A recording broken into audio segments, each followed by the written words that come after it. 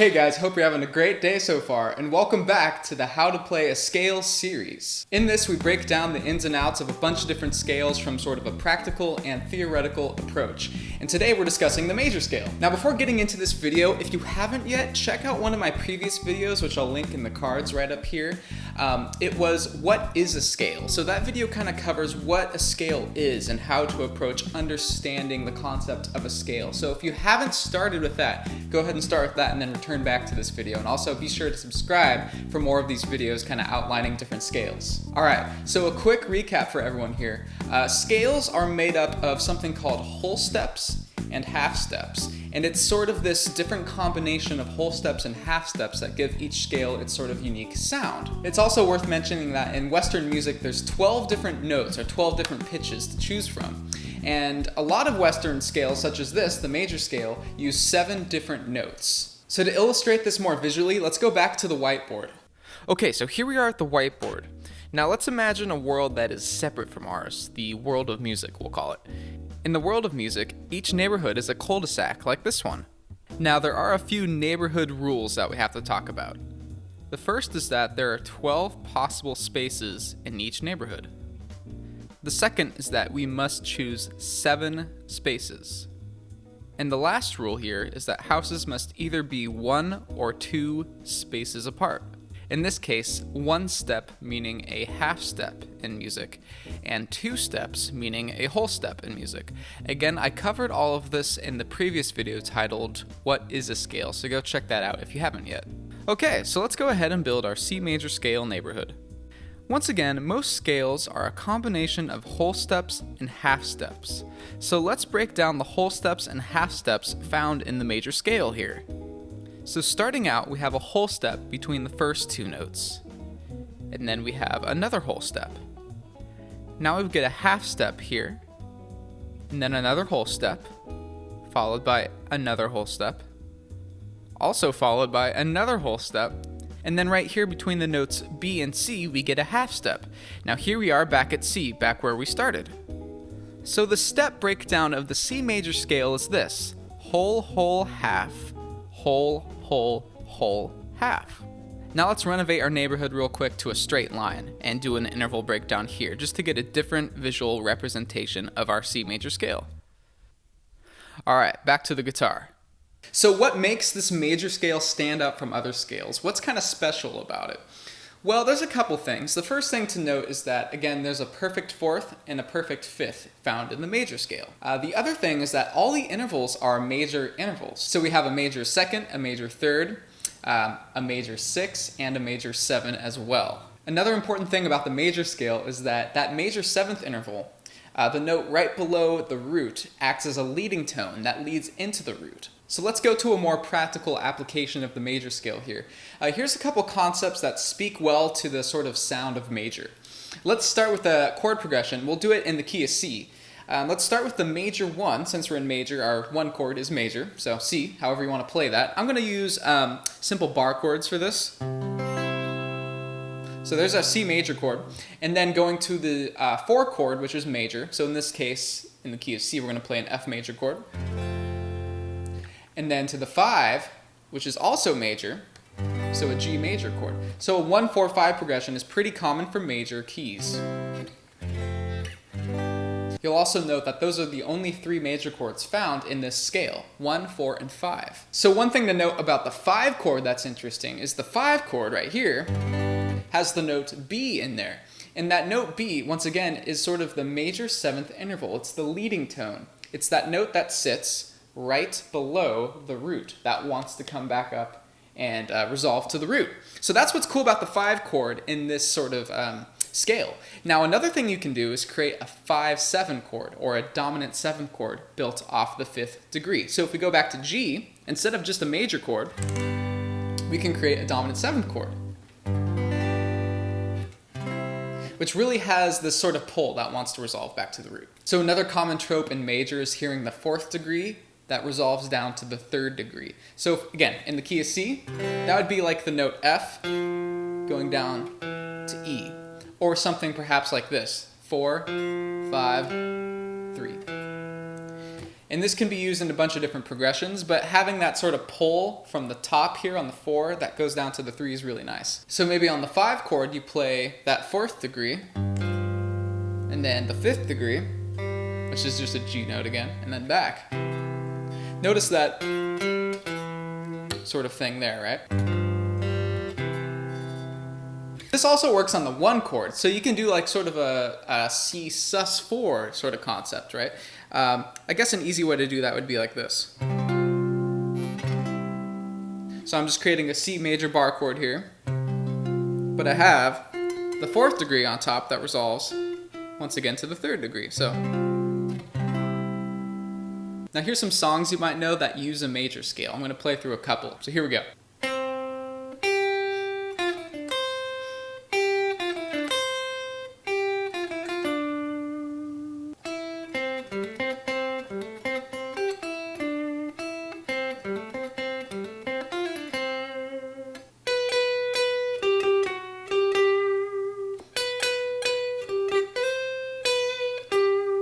Okay, so that's some examples of some songs. Now let's work on some sort of playing examples on guitar that really outline this major scale well. So the first one I do, really simple, is just outlining the basic triad in the major scale. So if we're in C, I'm going to play the root, the 3rd, and the 5th, and then I'll hit the octave, or basically just the root, on top. So you can play this in a bunch of different positions. In fact, I would. But let's start here on the C note on the A string.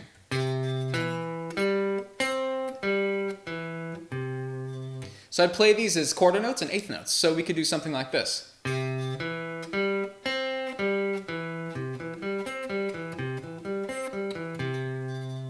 Right? And you can play this in different positions. I'll do that in one more position.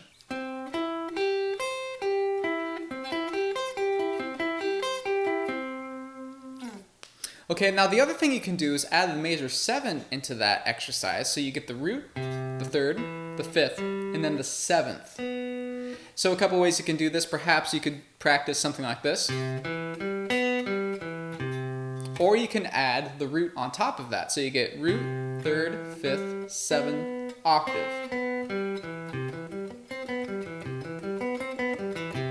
Right? You can practice that in a couple different positions as well. So in the solo context, just outlining that basic triad or outlining the major 7 might have a cool effect. If I threw a C major backing track here, I could play something like this.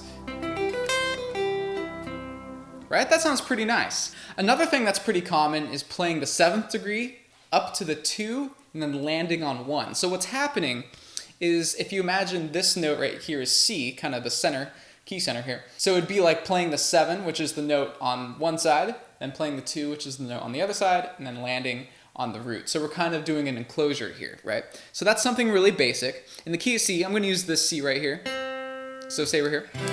That's basically this. You play the note B, then D, and then land on C. So enclosing the root is really useful.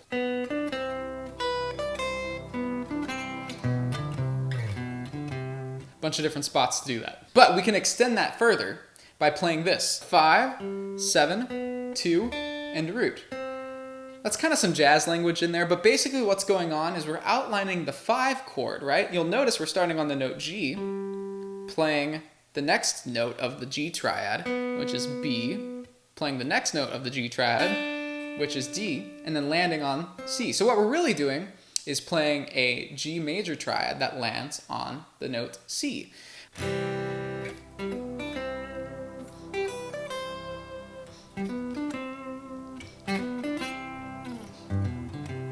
Right?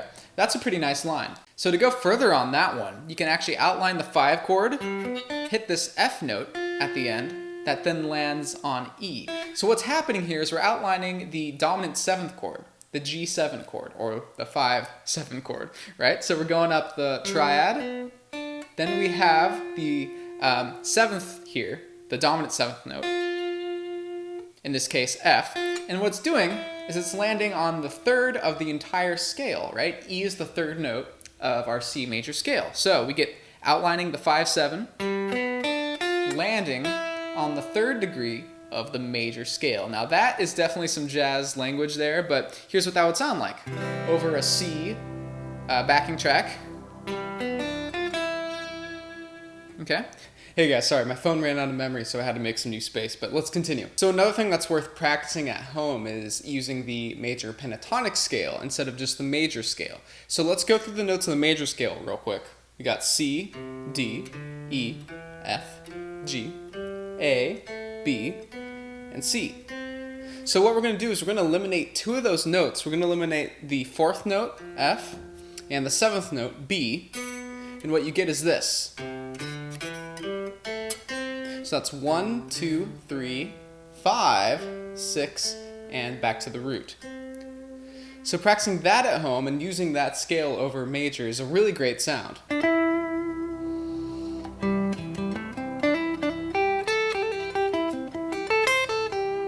Now some cool exercises you can do with the C major scale. We're going to take a 3-note per string exercise and do some string skipping. Check this out. So here's a typical scale.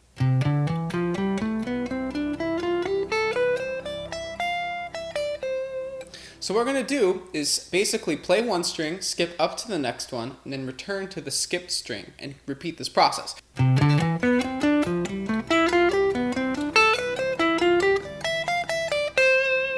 And then you can also do the reverse, like this.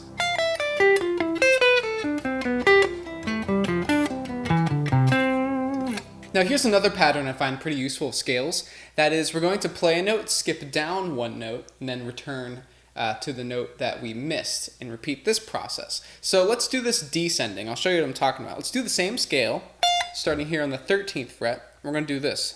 A skip, and then up to the next note. And continue that process. Okay, so check this out.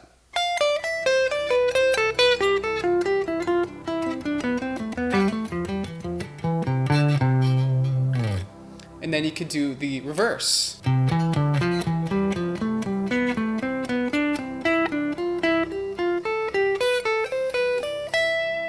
Now, we can actually do some outlining here to practice the major scale. Let's use the major triad on C and the major triad on G. So we're going to find some 3-string sort of triads. So if we're using C, check this out. We have a C here, we have a C here, and then we also have a C here. Okay, now if we find the G triads that are closest to this, what we get is this. So here's a C, here's a G. Alright, let's do the same thing up here. Here's a C, here's a G. Here's a C, and here's a G. So you'll notice there's kind of a cool pattern that happens here. You get the C, and then you get whatever the G shape is. And then this shape turns into the new C shape. This G shape turns into the new C shape. Okay, and you can do this on all the strings, but maybe create some patterns out of this. Maybe let's try that on a new string set. Let's use the strings 2, 3, and 4. The B string, the G string, and the D string. Okay, so here's a C triad, and then G, C, and then G, C, and then G. Okay, let's create another pattern out of that.